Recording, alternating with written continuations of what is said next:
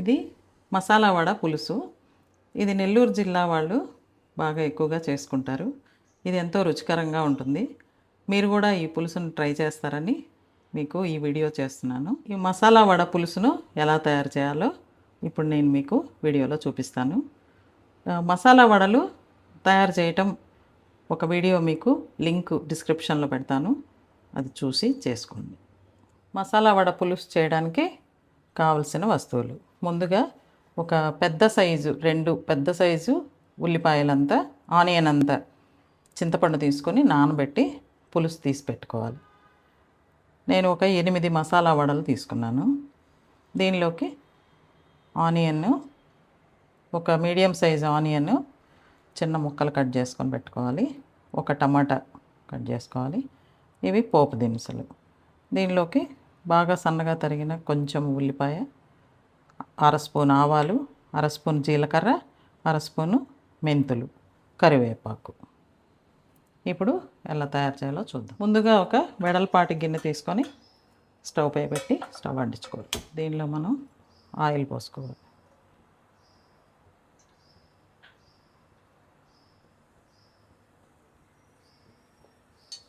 Oil కాగిపోయింది.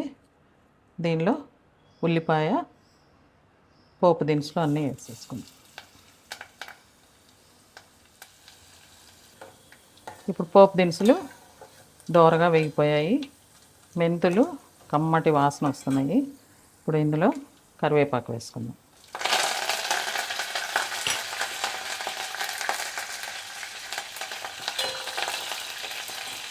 దీనిలో cut చేసి పెట్టుకున్న ఆనియన్, టమాటా ముక్కలు వేసి పులుసు కూడా పోసేసుకున్నాం.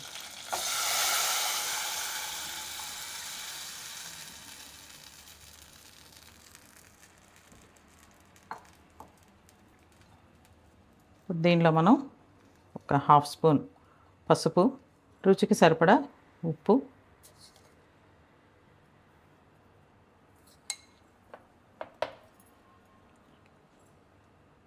కారపొడి,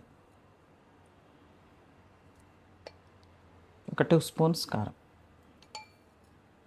వేసి బాగా కలుపుకొని మూత పెట్టుకొని మనకి చింతపండు పులుసు పచ్చివాసన పోయి కొంచెం చిక్కబడే వరకు ఉడికించుకోవాలి.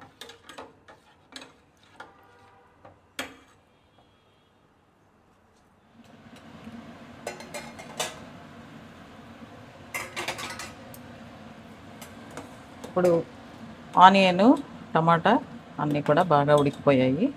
పులుసు కూడా మరీ చిక్కగా కాకుండా మరీ పలుచగా కాకుండా మీడియంగా పులుసు రెడీ అయిపోయింది.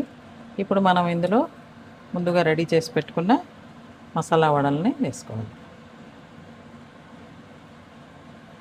ఈ మసాలా వడలు వేసి ఒక 1 మినిట్ సిమ్లో పెట్టి ఉడికించుకొని తర్వాత స్టవ్ ఆఫ్ చేసుకోవాలి. ఒక 5 నిమిషాల్లోనే ఈ వడలన్నీ కూడా మెత్తగా తయారయ్యి ఈ పులుపు, ఉప్పు, కారం అంతా కూడా చక్కగా పీల్చేసుకుంటుంది.